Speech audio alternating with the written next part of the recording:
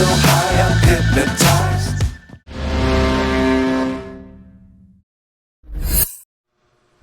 Hello mga idol, ayan na nga, nakita yun naman siguro sa intro natin. Mayroon akong ina-assemble ngayon dito, hanging cabinet.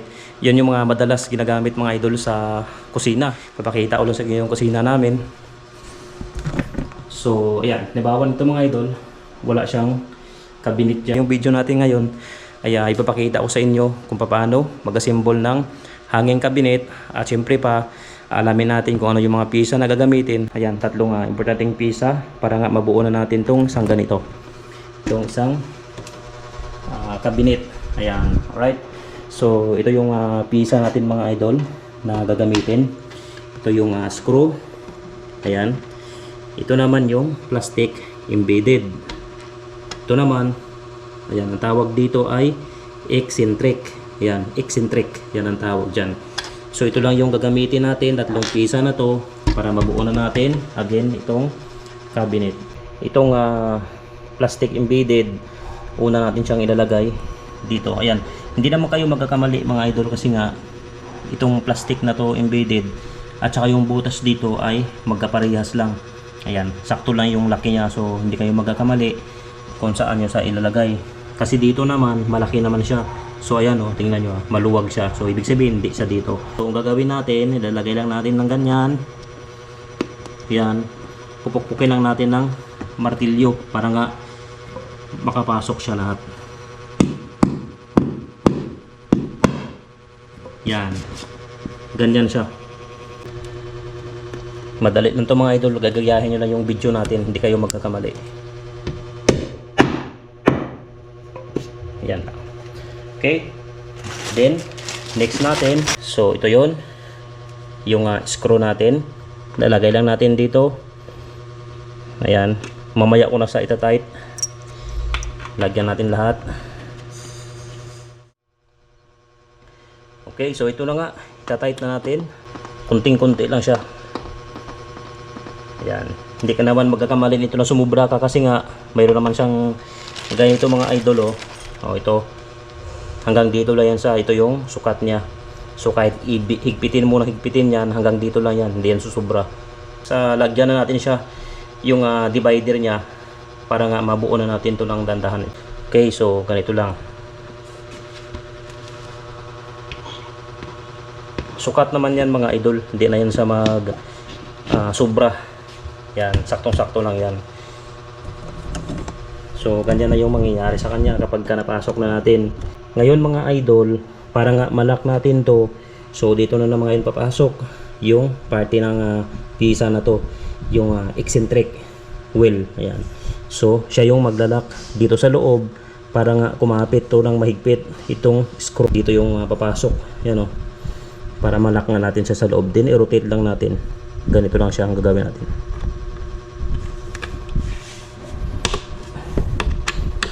Kapag ka nakapasok na, ikot lang natin. Yan, ibig sabihin nun, nakalock na siya. Ganun ulit, repeat lang natin sa kabila.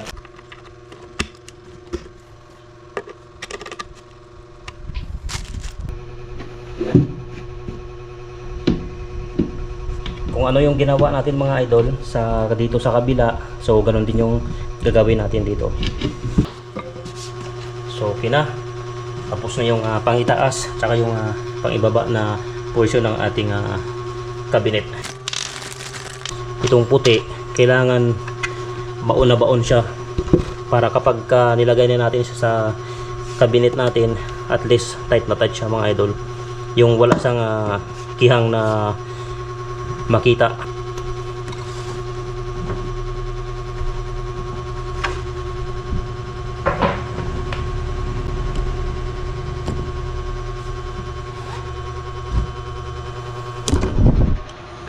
So ito na nga, kapag tinayo sa natin, ganito na.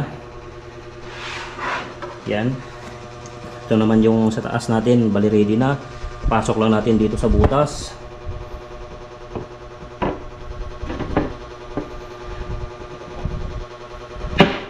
Okay, so ganito lang yung gagawin natin. Then again, ganoon lang din ulit.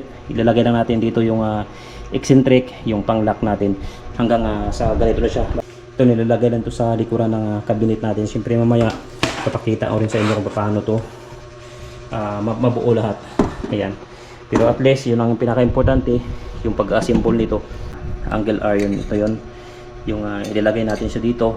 Ayan. Ang purpose kasi yan para sa tumibay palalo. And then, siyempre yung lalagyan natin ng screw. Padikit naman sa pader para makabit natin siya. Pwede naman mga idol na ano lang, screwdriver. Yan. Pwede naman siya gamitin talaga. Pero kung may barina kasi medyo madali lang. Lalagay lang natin siya. Ang screw niya, ito, yung maliliit. Yan. Siyempre yung ginagawa ko, didiretso ko na siya. Ang iba kasi yung style nila is pubutasan muna konti. So ako naman, didirekta ko na siya. Ganito lang ginagawa ko. Tagay lang natin.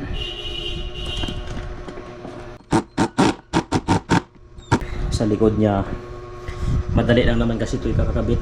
Pag ganito lang. Yan o. Pag ganito lang yung pagkabit sa kanya. Yan. So, iwan ko kung anong tawag dito sa Tagalog. Pero yan yung malilit na pako, yun ang lalagay natin. Ganun lang. Siyempre, pag nilagyan na natin siya ng cover sa likod, yung sa harapan naman yung pinaka ano niya, yung pinakasara niya.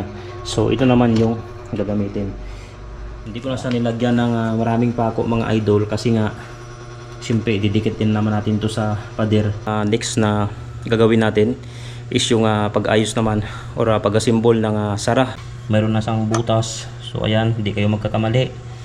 Ayan, nilagay lang natin ng ganyan. Nilagyan na natin ng screw. Yan. So ganito na yung mangyayari. Pansin nyo, meron ditong mga lagayan ng screw.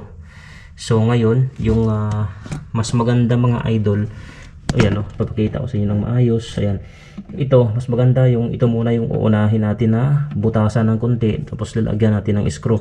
Kasi ito siya, pwede ito siyang ma-adjust na pwede mo siyang magpataas or mapababa pagka hindi sa sumakto dito sa dulo ng inyong cabinet.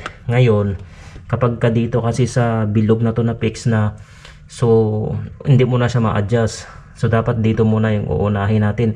Tingnan nyo, tingnan nyo dito sa kabila, ganun din. Ayan, so mas maganda ito muna. Gaya nito, ito muna yung inuna ko, nilagyan ko siya ng screw. Kasi nga gaya nga sinabi ko, pwede natin siyang ma-adjust kapag ka hindi siya sumakto sa dulo ng cabinet. Ngayon, nilagyan lang natin yan ng screw. Yan. Ito yung ginagamit natin mga idolo. Ayan. Saktong-sakto yan dito, tsaka fix na fix yan pagka nilagay siya. Ganun lang. Then, hindi ko siya ginamitan ng barina para matansya ko. Okay, wag natin masyadong i-tight muna kasi nga ina-adjust pa natin. Then, ganito na yung labas niya. Yan. Ayan. Ito yung sinasabi ko kanina. Halimbawa dito mayroon siyang sobra. So, pwede natin itong i-adjust. Pwede natin siyang i-adjust dito kasi nga hindi pa siya na-fix. And then, dito pwede rin sa natin i-adjust. Yung hinge kasi mayroon yung adjustment. So, tatansyahin mo na lang na para sumakto siya dito. Ayan o. Yan yung video natin ngayon. Sana may tutunan kayo sa vlog natin. Siyempre pa kung nagustuhan yung video natin ng mga idol, paki-like, subscribe, and paki-share naman po ng aking YouTube channel. Maraming salamat and God bless.